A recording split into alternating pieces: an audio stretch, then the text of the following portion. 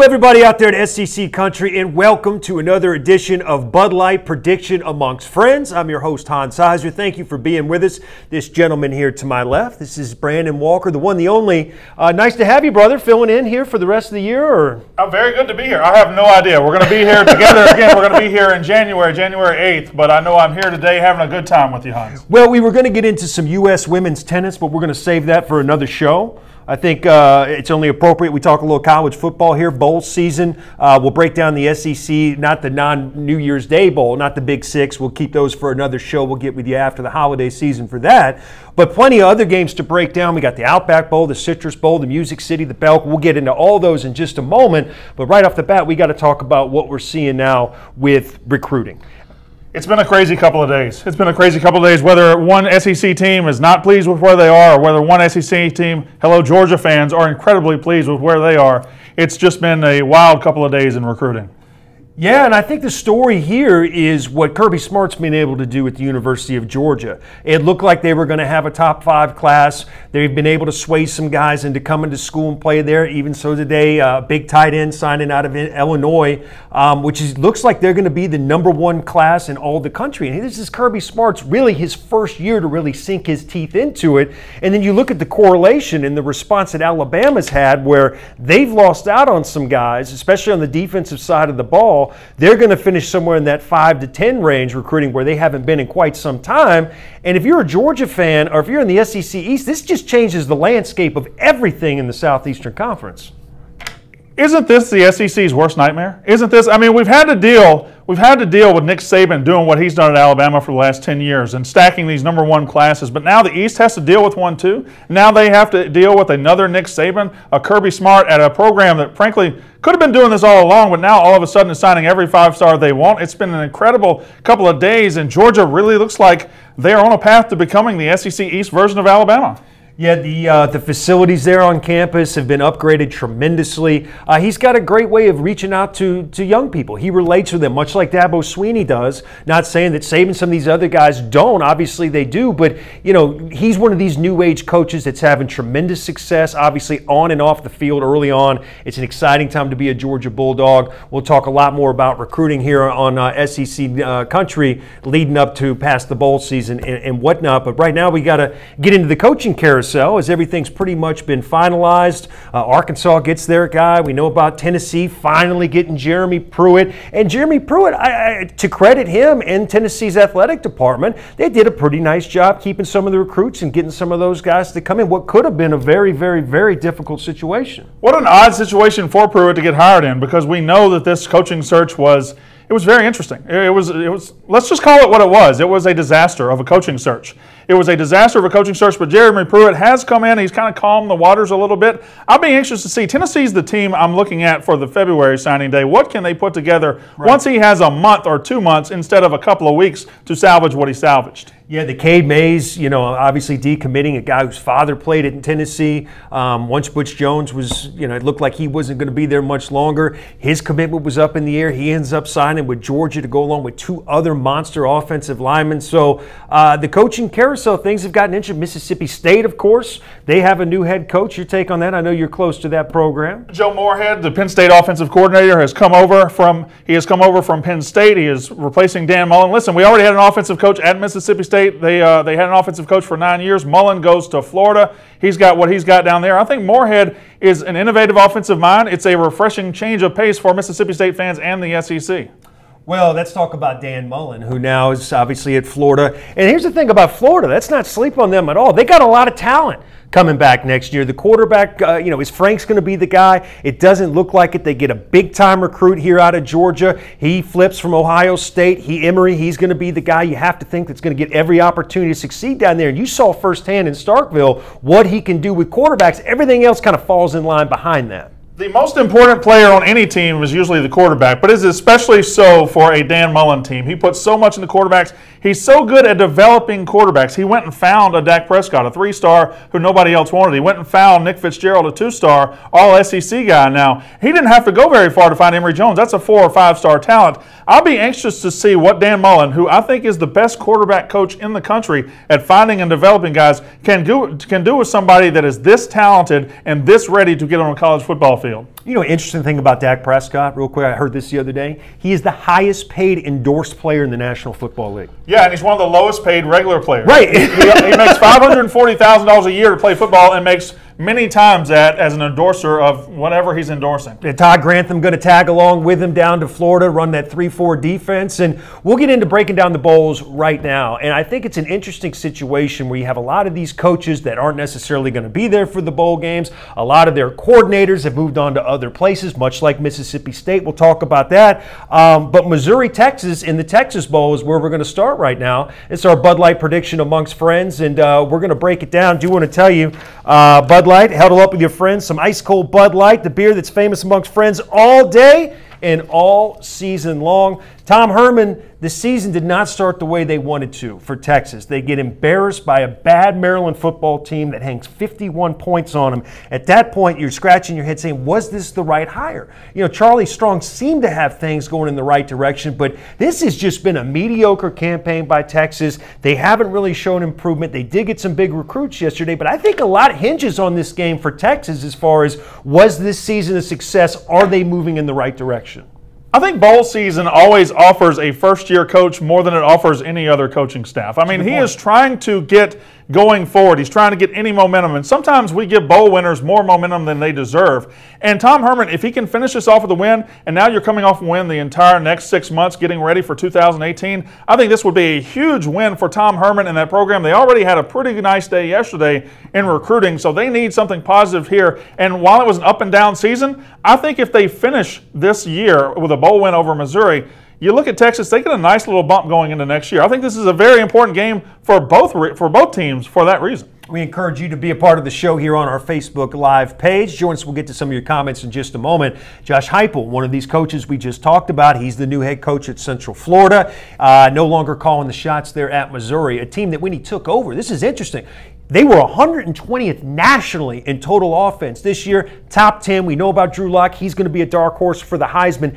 Next year, how will this offense respond without their offensive coordinator going up against this Texas defense? It's going to be very interesting, but they got on such a roll towards the end of the year. They got on such a roll throwing the football, and Texas, their weakness is against the pass. They're 108th nationally in pass defense. If there was one defense I would choose for Drew Lock and this offense to go against, I would go with Missouri, or I'd go with Texas. I think Drew Lock against Texas is a perfect matchup for Missouri, and I think I wrestle with this one a lot, but I think Missouri has a very good chance to put a lot of points on the board against this Texas defense. Well, let's talk about Missouri and obviously where they turn the season around. Midway point, they go 6-0 to end the season, but you look at some of the teams they beat. There were 4 teams in the SEC this year that could not beat anybody. Florida, Tennessee, Vanderbilt, and Arkansas. The only wins they came from were against each other. Well, Missouri did what they were supposed to do. They beat all 4 of these.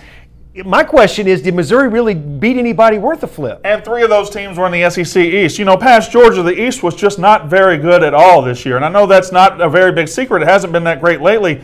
But let's be honest. I mean, at the beginning of the year, you wouldn't have even picked Missouri to beat those teams. You wouldn't have picked Missouri to beat any of that group of teams. So Missouri did turn around and did get good enough to where they would beat the teams they were supposed to beat, and they turned themselves into a much better version of the Missouri Tigers by the end of the season. Well, Drew Lock, just putting up video game numbers, 41 touchdowns on the season, and he goes as far as, the Missouri team goes as far as he does. Now, he's going to be probably calling his own plays here. They'll probably send him the formation. He'll have 3 or 4 different choices to see what he sees defensively to make that play at the line of scrimmage. Is that something he's capable of doing? I would assume so. Right. I mean, he's at the end of his 3rd season. He's at the end of a good season here. He's been under Heupel forever. Listen, he didn't just start playing football last week, and he's again playing a Texas team who's not very good against the pass. So I believe that Drew Lock, if you're putting a defense on the field that is perfect for Drew Lock to go against in this bowl game without Heupel, it is again Texas.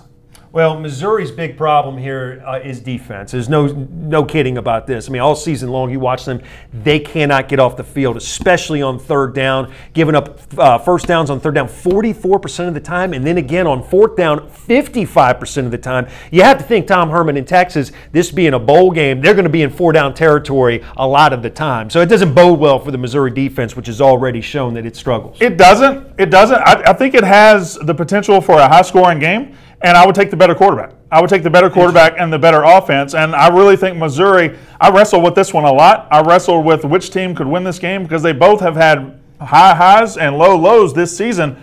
I think Missouri's going to win this football game. That would be, so that's your Bud Light prediction? You're going to go with Missouri? I'm going with the Missouri Tigers to win this game. You know, I know it's in Texas. I know Tom Herman has a lot on the line here, but I really like the direction Missouri's going in. I know Josh Heupel's not there, but give me the team with the better quarterback against a bad pass defense. I look at this and I go to coaching. Barry Odom was a guy who was already fired midway through the season. He took a match to the playbook and everything and just turned the season over. So, I just keep looking at the fact they didn't beat anybody, and I'm going to go with Texas. And this is in spite of the fact Texas, as bad as they've been, right? They have 4 guys that are supposed to go in the first 2 rounds of the NFL draft. How is that possible? 2 of them are supposed to go in the first round, a safety and a defensive back. They've already come out and said they're not going to play in the game. That doesn't bode well, going up against a team like Missouri. But I just think Texas, the momentum of how they started the season, where they're at right now, and they're used to this aerial attack playing in the Big 12. So I think that they got enough hands on deck. They're going to be able to get it done. I hope I'm wrong. I'd like to see Missouri win this game, but I think Texas finds a way to get it done, finish the season 7-6. I see where you're coming from, but just give me the better quarterback. Give me Missouri. I think they're going to finish on a 7-game winning streak and head into 2018 with a ton of momentum. That's our Bud Light prediction amongst friends for the Texas Bowl here on Bud Light Prediction Amongst Friends. All right, moving along, our second game we're going to take a look at here. We're going to do the Belk Bowl in Charlotte, North Carolina, where the Demon Deacons of Wake Forest have to go every bit of about an hour and a half from Winston-Salem to Charlotte. They do travel well, by the way, which is interesting because their undergrad class is only about 1,100 people, but they sell anywhere between 25,000 and 30,000 tickets for every bowl game they're in, which isn't many. Take on a Texas A&M team, of course, that will be without Kevin Sumlin. I would assume a large percentage of Wake Forest graduates somehow make their way to Charlotte and live there after Wake Forest. I mean, they're right there beside it, the state of North Carolina, obviously. But I look at it, Texas A&M, another one of these coaching changes, another one of these teams going through a transition. But to me, I look at Texas A&M as a team who's going to benefit in their bowl game from a coaching change, whereas maybe you can't say that across the board. That's a good point. Jimbo Fisher's not going to be there on the sidelines. Jeff Banks is going to coach. The special teams coach is going to be the head coach for the game. Jimbo Fisher, not exactly sure what his role is going to be as far as on the field, in a box, even in the stadium. But I do know this, that he's already addressed the team and pretty much said, look, I'm watching you. Right? So this is basically a big tryout for all these guys. And don't forget, you talk to college players, right? Where when there's a coaching change and a lot of people's careers are ended and derailed because of these situations. So look, you got to be ready for this game, and there's not an opportunity between now and camp to show them what you can do. There's a lot on the line for a lot of these players. You just mentioned the key word there, opportunity. This bowl game for Texas A&M's players individually is an opportunity to impress their coach, to grab a starting spot maybe for next year, or to at least put yourself in line heading into spring practice. Look what I did in the Belk Bowl. I'm ready to play for you, coach. I really think this is an opportunity for Texas A&M as a whole to get past the Kevin Sumlin era. Listen, this will be the first game in, 12 games that they have no pressure of getting their coach fired. Right. That pressure is gone. Every time they went out this season after that UCLA game, they had to worry about their coach getting fired. If we don't play well today, is Kevin Sumlin gone? Well, he's gone. Don't worry about that anymore. Just go play football. And I think that's going to be a breath of fresh air for Texas A&M's players. It's funny you say that. Watching Coach Sumlin at a press conference, one of the later games, I think it was the LSU loss, one of the reporters said, hey, how do you feel about this? And now all of a sudden your name's in the newspaper about possibly being fired. He just looked at him. You could tell he was just worn down. He said, where you been, brother? Right. So this has been going on all year. I mean, this may be new to you, but this has been, and that's got to wear on these guys. That's a great point, Brandon. Of course it has to wear on them. You can't go out with that kind of pressure. The man signed you. The man recruited you. You played for the man. You worked for the man. And all of a sudden, everything you do, every performance you have is something that might have to do with his job. He might get fired because of you not playing well. How do you perform under that pressure? I don't know the answer to that question. Now that's gone. Frankly, they're playing a team that should be beatable no matter who's on the sideline for Texas A&M, and I like Texas A&M to go in there without a lot of pressure and perform well in this bowl game. Yeah, Dave Clawson's team at Wake Forest, they're a little battle-tested. They've played FSU, played them in a close game, played Clemson in Death Valley a close game, and beat NC State. Those are 3 very good defensive teams. So I think they've been battle-tested, but for the reasons that we talked about earlier on, the whole Jimbo Fisher effect, as far as getting 120% out of these players, I think think athletically, man-to-man, they can't compete with Texas A&M. Number 1 in the SEC in sacks with 39.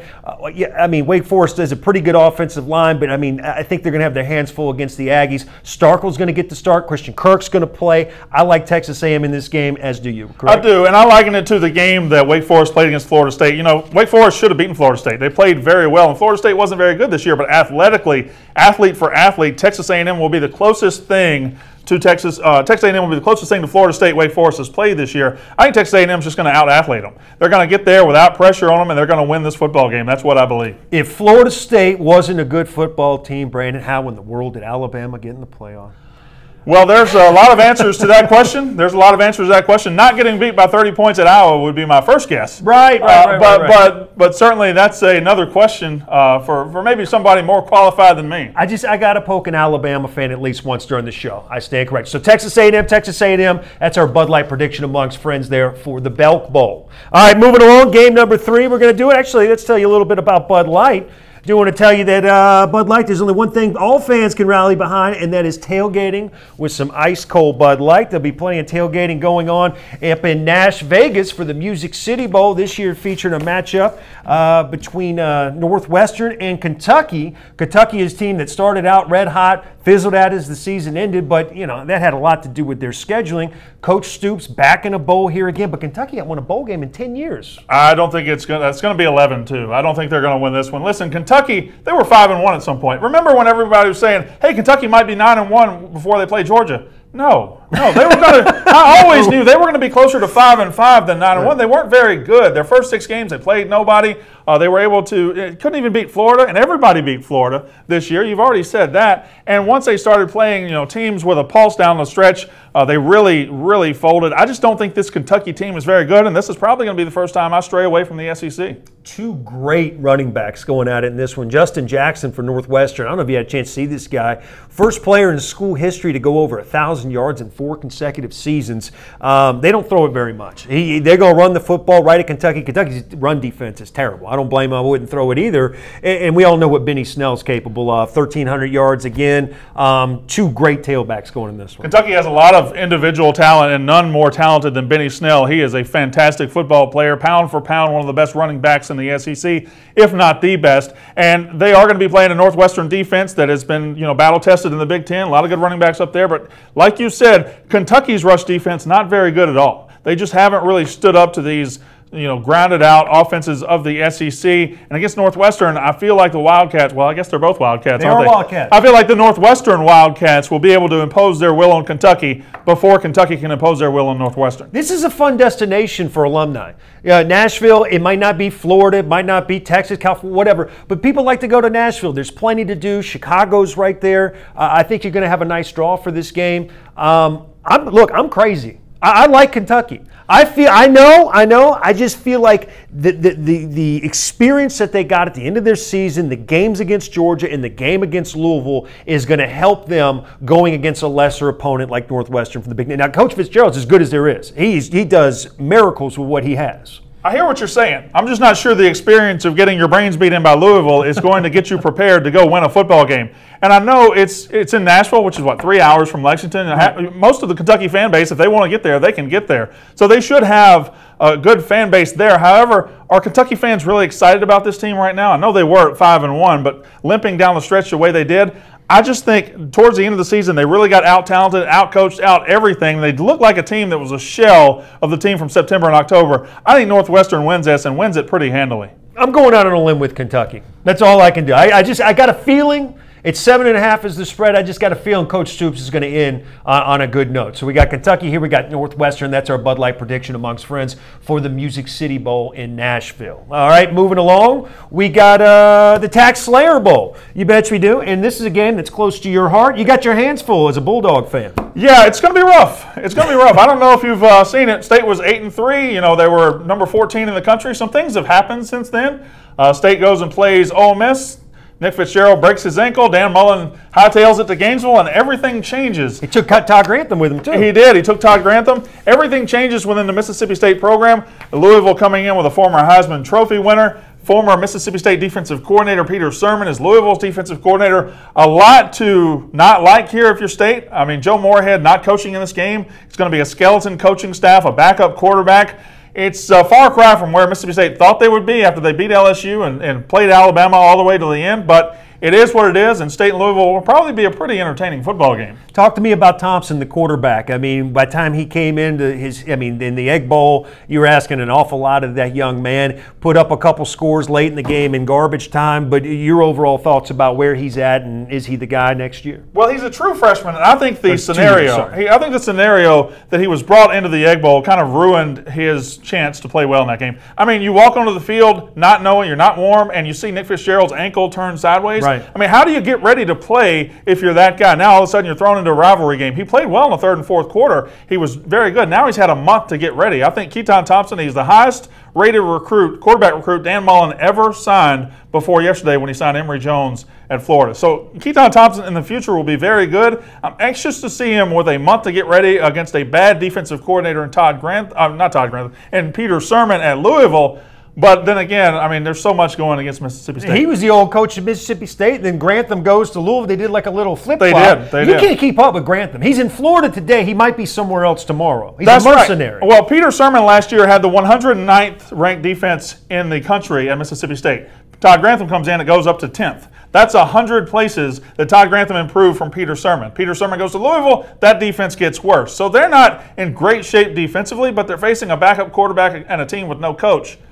You know, put 2 and 2 together there, and it's going to be really tough for Mississippi State. You said you go with the best quarterback. There's no question who the best quarterback in this one is. Lamar Jackson, who to me, because of Baker Mayfield's antics off the field, should have been the Heisman Trophy winner again. For some reason, that never really picked up momentum. I think a lot of it had to do with the fact that nobody likes Bobby Petrino. Nobody wants a guy to win a Heisman twice. It's impossible to win a Heisman Trophy twice. And he had a better year this year than he had last year. Voters, their eyes get clouded or something. They decide once you win it, you have to go above and beyond what you did. I don't know why. Who knows how they do this? I don't know why, but I think Lamar Jackson, if not winning it, should have definitely been right there at the end with Baker Mayfield. Lamar Jackson's the best quarterback in the country. I don't think I have any doubt about that, and you seem to agree. Lamar Jackson going out, this will be his last game in the TaxSlayer Bowl. So, again, that doesn't bode well for Mississippi State either. He's going to want to go out with a bang. Bud Light prediction amongst friends. Brandon, Louisville. Hans, Louisville. We'll put it to bed. Moving along, we got the Outback Bowl, by the way, coming up. Do want to let you know, Bud Light, we are brought to you by. And huddle up with your friends and some ice cold Bud Light. It's a beer that's famous amongst friends on game day and all season long. The Outback Bowl, South Carolina and Michigan. The first thing you're going to think about is Jadeveon Clowney killing a man. Killing a man. In broad daylight. In broad daylight. And he got away with it, too. He did get away Nobody with it. said anything, and we still play highlights of it. He went on to prosper at the next level. He's just now coming to his own. But anyway, a rematch of these teams. Michigan, a team known for its defense, has struggled offensively at times this season. South Carolina, they lose Deebo Samuel. Without question, their best player on offense. They lose their starting tailback. Yet they rally the troops. They grind it out. Much like Michigan, the only way they can really find ways to win game is to muck it up, make it ugly, make the other team beat themselves. I think it's going to be an ugly football game. You just took my point, because I'm going to find whatever I can to be busy during that bowl game, the Outback Bowl. It's not going to be pretty. Listen, it wasn't pretty the last time these two teams played. Jadeveon Clowney, again, killed a man. I think he was unblocked.